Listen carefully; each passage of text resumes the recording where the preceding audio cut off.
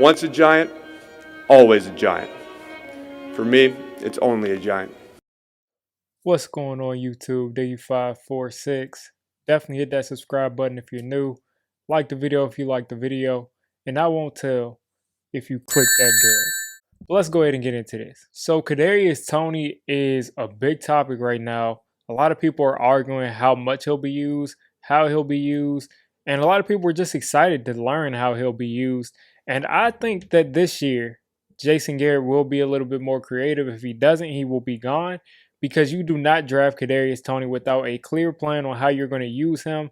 And it's not that he's just 100% gadget.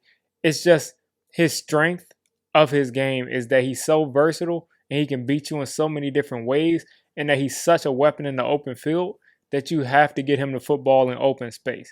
You've got to get him the football. I mean, guys like Curtis Samuel, even guys like Golden Tate a couple of years ago, guys that can play that wide receiver, running back hybrid, even though Golden Tate didn't really do that. He was a yak kind of king. Golden Tate at his height was the best yak guy in the league for years. Tavon Austin was another yak kind of guy who was a wide receiver running back hybrid. And then going back to Curtis Samuel, when you look at all of these players, they have to be used in a versatile way. If they're not, then they're really being wasted. I think Kadarius Toney could be a very, very good receiver in this league. But I think at least in the early part of his career, while he's still developing, it's not like he's some big project, but while he's still developing as a young player, he can really be used in these other ways. Look at how Tyreek Hill was used. Even though I think Kadarius Toney is a lot more polished than Tyreek Hill was, and I'm not saying that he's a Tyreek Hill comp. I don't think that that's a good comparison at all. I just think that Kadarius Toney, first of all, is going to provide a lot of help on special teams. On the return game, this dude is so explosive in the open field. And looking at Saquon Barkley, I always wondered, what if we had Saquon Barkley back there on kick returns or on punt returns? It would be incredible because he always makes the first couple of guys miss. Well, now we're going to have Kadarius Toney, who does the same thing, who is probably the most elusive player that's come out of the draft that I've seen, that I've scouted, in my opinion, since Saquon Barkley in the open field. Miles Sanders is up there. You got a couple of guys that are up there, but Kadarius Toney is a different level. This is the same man that juked someone right out of their ACL, tore Nasruddin out of Florida State, tore his ACL in the open field with the juke. So he's a dangerous weapon in the open field, and you want to get him the football. So he's going to be back there on punt and kickoff return. You're going to see him back there day one. I don't really see anybody on this team that is really going to take that from him, unless, knock on wood, that there's some kind of injury at wide receiver. Kadarius Toney will not be on special teams. I expect him to be our day one returner on both teams. Maybe kickoff, because you don't bring as much kickoffs back, and it's probably a little bit more dangerous because people are running from farther. I definitely see him on punt returns because of his explosive ability. Even though last year Jabril Peppers did a really solid job on punt returns. I mean, he averaged over 11 yards per punt return. At one point in the season, he was constantly flipping the field for us. I still think Kadarius Toney is a better option right there. And when you look at where he'll be used on offense, of course, he's going to have to be involved in the offense. He was our first round pick at wide receiver. Now, it was at 20. Remember, people, it was at 20. It was not at 11.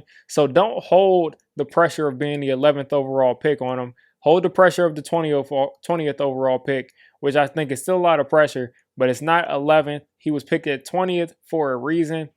Everybody can see that he's not the same caliber receiver as the big three, as a Devontae Smith, as a Jamar Chase, as a Jalen Waddle. We all know he's not that level of receiver, but he's still a first-round level receiver. I had him going to 20 or 21 for months now.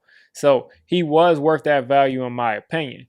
But when you look at him in the offense, first off, you're going to see a lot of screens to him. You're going to see a lot of kind of option plays. I think we're going to run some options with Saquon, DJ, and Kadarius Toney will be kind of mixed into that. I think you're going to see him come into the backfield. You're going to see him catch some swing passes. He's going to run a couple of probably different routes out of the backfield. Even if he's in the backfield with Saquon, without Saquon, you're going to see him all over the formation. Of course, he'll be in the slot, but do not get this confused with him being only a slot receiver. He can play outside and in, But when you look at the other people on his team, they could play outside. They weren't inside guys. So at that point, the strength of the team was pretty much to keep him inside. So he played a lot of slot receiver, but he can play outside in my opinion. I think he will play inside and out for us. I think it's pretty much a 50-50 kind of split, or maybe, maybe the other party will get more reps, or I think it's kind of a difference between him and Sterling Shepard are going to split reps in that inside, and then you're going to have Darius Slayton splitting reps with him on the outside. Now, do I think it'll be a complete 50-50 thing? I'm not sure. I think Kadarius Toney probably has a little bit of an edge over Darius Slayton day one just because he's a first-round pick. But I do expect all four of our top receivers to be playing a ton. Obviously, Kenny Golladay and Sterling Shepard, I think, will play the most. And depending on how Kadarius Toney looks, inside or out, that's going to take reps away from Sterling Shepard, and it's definitely going to take reps away from Darius Slayton. And then when you work in other guys like John Ross, you're going to see a lot of receivers rotating in and out, and I'm fine with that. Give them a whole bunch of different looks. Give them different wide receivers they have to scout. I mean, if we have 5 or 6 receivers that we think are playable, let's play all of them. Let's play all of them. Let's give people rest. So that way all of our receivers are fresh. At the end of the game, we're going to make a ton of big plays. But back to how Kadarius Toney will be used. I see him as an instant deep threat. I see that on tape. He's an instant deep threat, along with the screen plays, along with the jet sweeps that you saw Sterling Shepard and Evan Ingram running last year. Well, Kadarius Toney is going to run those sweeps, and he's legitimately a threat to score from anywhere on the field on those jet sweeps. So you can run that jet sweep at the 10-yard line on your own 10, and he could possibly take that to the house.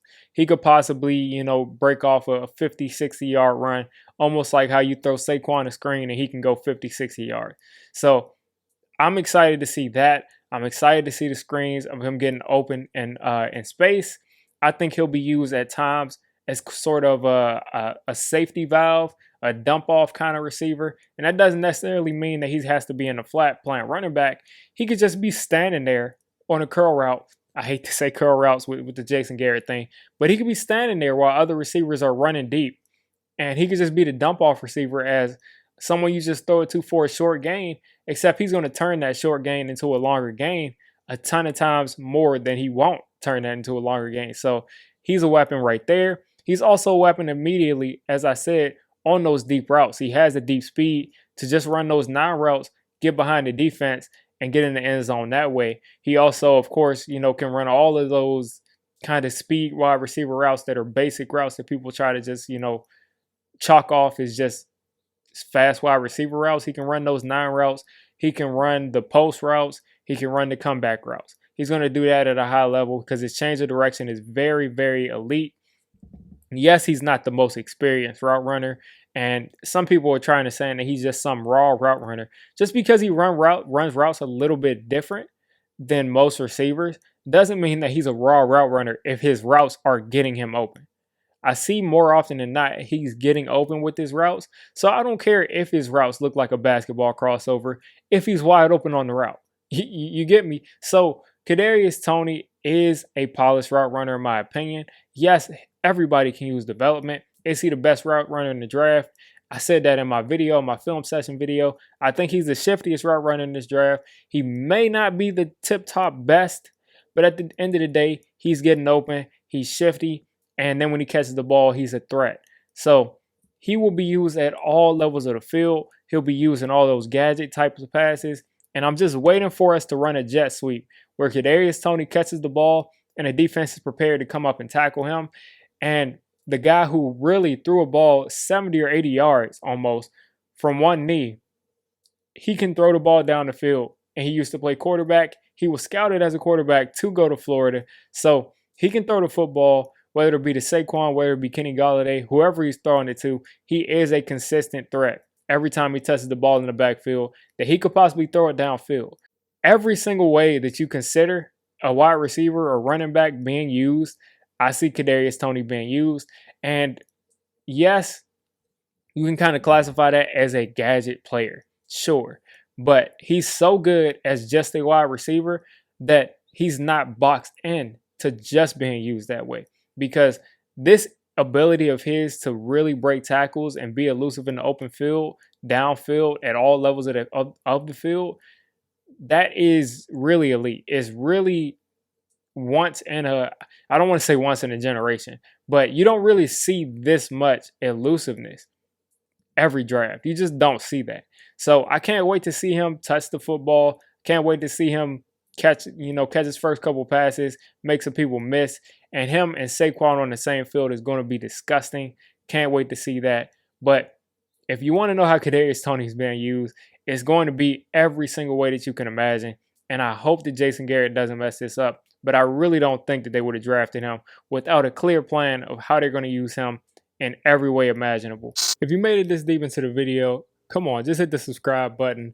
I make Giants content primarily, draft content secondarily, and during the season, I'm going to be doing a lot of reacting to pretty much most of the NFL games and everything NFL. So if you made it this deep, go ahead and join the D6 squad.